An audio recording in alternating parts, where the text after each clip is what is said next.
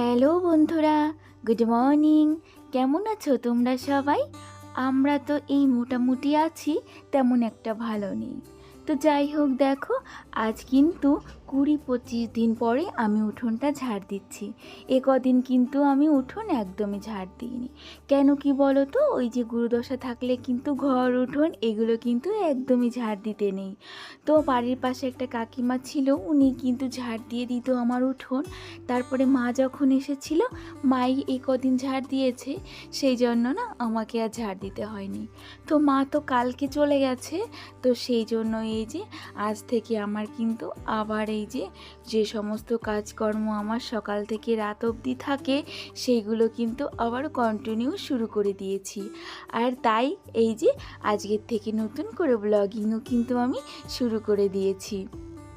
এই কদিন তো কাজকর্ম তেমন করিনি, ওই জন্য তো ব্লগিংও করা হয়নি।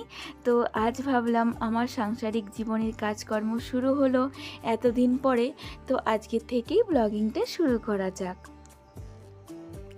তবে কতটা কি সংসারের প্রতি মন দিতে পারছি সেটা কিন্তু বুঝতে পারছি না। সত্যি কথা বলতে একদমই কাজে মন নেই, কাজ করতে ইচ্ছাই করছে না।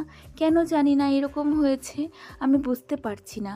আগে যেমন সকালে উঠে কাজ করার প্রতি না একটা এনার্জি আলাদা থাকতো, আর এখন যেন কাজ করতেই ইচ্ছা করছে না, শুধু মনে হচ্ছে শুয়ে থাকি, ঘুমিয়ে থাকি। তবে কি করা যাবে বলো, কালকে অবধি তো মা টুকটাক তবু করে দিয়েছিল, কিন্তু আজকে তো আর কেউ নেই বাড়িতে। যেভাবেই হোক, যাই হোক না কেন, একটু একটু করে তো কাজকর্মগুলো আমাকে করতে হবে, না হলে আর কে করে দেবে এখন বলো। তবে সংসারের কাজ এগুলো তো ফেলে রাখলেও চলবে না, অনেক দিন তো হলো, এবার তো আমাকে শুরু করতেই হবে। তো এই সমস্ত কথা ভেবেই আমি এই যে দেখো চটপট করে কাজে লেগে পড়েছি, একটু জোর করেই কাজগুলো করছি। তবে কবে আমি কাজে মন লাগাতে পারবো সেটা বুঝতে পারছি না। তোমরা বলো না, এরকম কিছুদিন সংসারের কাজ থেকে বিরতি থাকলে কি কাজ করতে ইচ্ছা করে না? আমি তো বুঝতেই পারছি না। তবে যাই হোক, এই যে দেখো সকালে টুকিটাকি কাজকর্ম কমপ্লিট করে নিয়েছি, মানে যেগুলো বাসি কাজ থাকে আর কি, ঘর ঝাড়, উঠোন ঝাড়, তারপরে ওই ছোটো ঘরটার বিছনা তোলা, সমস্তটাই করে নিয়েছি। আর এই যে কয়েকটা জামা কাপড় ছিল সেগুলোই ভিজিয়ে নিচ্ছি। আর সামনে হাজবেন্ড রয়েছে, ওর সঙ্গে একটু কথা বলছি। কি কথা বলছি বলো তো, আমাদের যে কলপাটটা ছিল উঠোনের উপরে, ওটার না প্যান্ডেল করার সময় সমস্ত কিছু খুলে ফেলা হয়েছিল, মানে ওই বেড়া দেওয়া ছিল না ওইগুলো, সেটাই হাজব্যান্ড সকালবেলা ঠিক করছিল, আর সেই সম্বন্ধেই কিছু কথা বলছিলাম হাজব্যান্ডের সঙ্গে। আর এই দিকে আমার কাজগুলো করে নিচ্ছিলাম। এই তো জামা কাপড়গুলো ভিজিয়ে রেখে দিলাম, এখন সোজা চলে এলাম ঘর মুছতে। ওই দিকে জামা কাপড়গুলো একটু ভেজানো থাক, তাহলে কি হবে বলো তো, জামা কাপড়গুলো একটু ভালো ভিজবে। আর সেই সুযোগে আমি কি করছি, ঘরটাকে মুছে নিচ্ছি। আর ঘরটা আর এখন মুছলাম না, কেন কি মাম্মাম ঘুমাচ্ছে, তো সেই জন্য এই যে ছোট ঘরটা আর এই বারান্দাটা, এইটা দিয়ে আর সিঁড়িটা দিয়ে এইটুকু মুছে নিলাম। ঘরটা ভাবলাম একটু পরে দুপুরের দিকে না হয় মুছে নেব, মাম্মাম ঘুম থেকে উঠে যাবে তখন আর কি। এর মধ্যেই কিন্তু আমি স্নানটা কমপ্লিট করে নিয়েছি, আর স্নান কমপ্লিট করার আগে আমি জামা কাপড়গুলো কেচে রেখেছিলাম, সেগুলোকে এই যে এখন নেড়ে দিচ্ছি। আর আজকে না ভীষণ পরিমাণে রোদ উঠেছে, আর এখন কিন্তু অনেকটা বেলাও হয়ে গেছে, আর তাড়াতাড়ি করে জামা কাপড়গুলো নেড়ে দিচ্ছি। মানে কি বলো তো, এখন তো কোনো কথা নেই, হট করে আবার কিন্তু মেঘলা করে বৃষ্টিও এসে যেতে পারে, তাই তাড়াতাড়ি করে জামা কাপড় নেড়ে শুকিয়ে নিতে পারলে বাঁচি আর কি। আর এই দিকে দেখো, তোমাদের বলছিলাম না যে হাজব্যান্ড কলপাটটা ঠিক করছে, তো ওই দেখো একটা দিকটা ঠিক করেছে, আর ওই দিকটা এখনও বাকি রয়েছে, বললো কি পরে করে দেব। তো এখন না অনেকটা রোদ উঠে গেছে, তো আর গরমও লাগছিল। আমি বললাম ঠিক আছে, অসুবিধা নেই, একটা দিক তো করে দিয়েছো রাস্তার দিকটা, এটা অসুবিধা হবে না। আর এই যে এইদিকে বেড কাভারটা, আমি ওই ছোট ঘরের বেড কাভার এটা কিন্তু, তো কালকেই কিন্তু চেঞ্জ করে নিয়েছিলাম, আর এই যে আজকে কিন্তু ধুয়ে যে নেড়েও দিলাম। আর এখন শুধু আমার ঘরেরটাকেও চেঞ্জ করতে হবে, তো ওটা দুদিন পরেই ভাবছি চেঞ্জ করে নেব। তো এইদিকে আমি কিন্তু সকাল সকালে 2 গ্লাস না ছাতু বানিয়ে নিয়েছিলাম, ওই ছাতুর শরবত আর কি। তো 1 গ্লাস হাজব্যান্ডকে দিয়ে দিয়েছি, ও কিন্তু খেয়ে বাজারে চলে গেছে।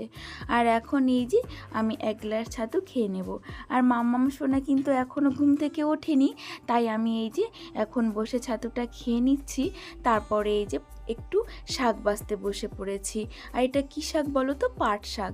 আর এই দেখো পাট শাকটা না ফ্রিজে রেখে দিয়েছিলাম, কালকেই রেখেছি, তাই না কেমন একটা হয়ে গেছে যেন।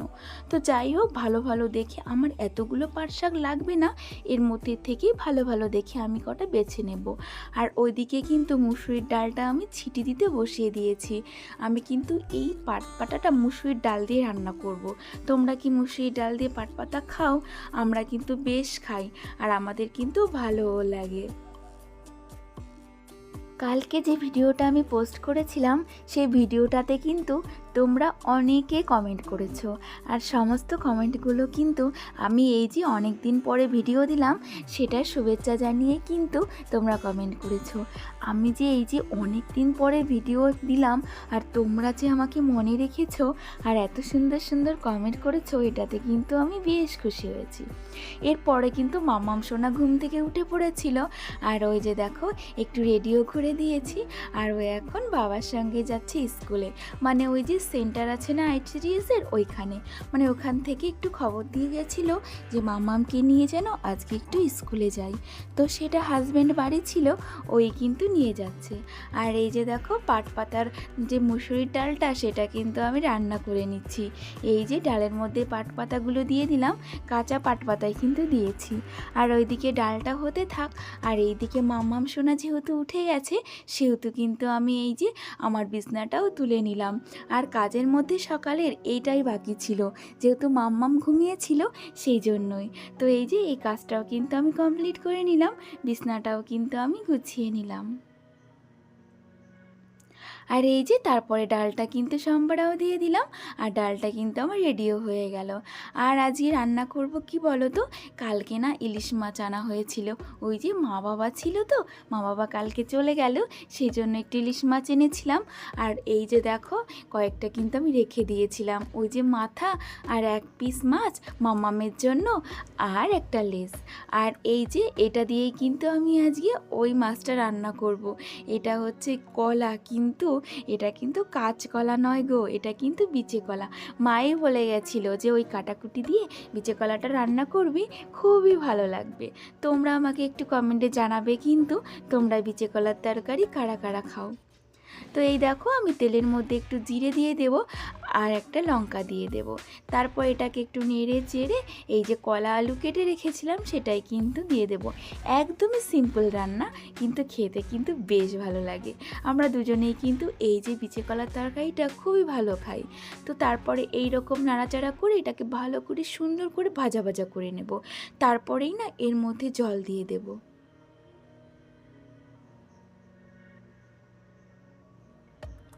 আর জলটা দিয়ে এর মধ্যে কিন্তু পরিমাণ মতো নুন হলুদ সমস্তটাই দিয়ে দেব, আর লঙ্কাটাও দিয়ে দেব।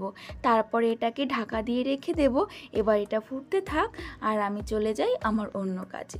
তো যাই হোক, চলো এই যে দেখো আমার রেডি হয়ে গেছে আলু আর হচ্ছে বিচে কলার তরকারি।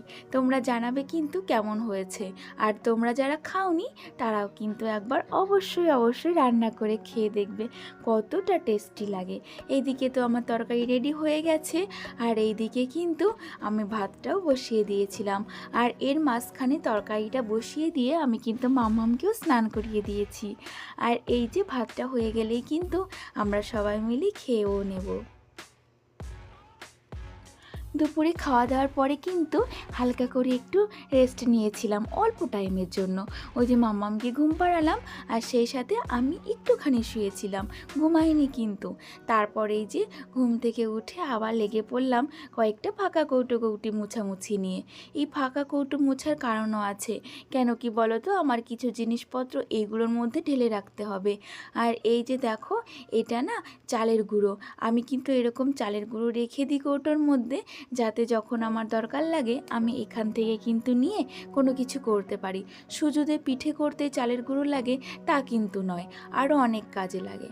আর এটা হচ্ছে ময়দা, এটাকেও রেখে দেবো, ওই যে যখন আমি লুচি টুচি খাই তখন কিন্তু আমার ময়দার খুব প্রয়োজন হয়। আমি ওই জন্য এই যে এটা কৌটোর মধ্যে রেখে দিলাম, যখন লুচি খাবো তখন কিন্তু এখান থেকে নিয়ে খেতে পারবো।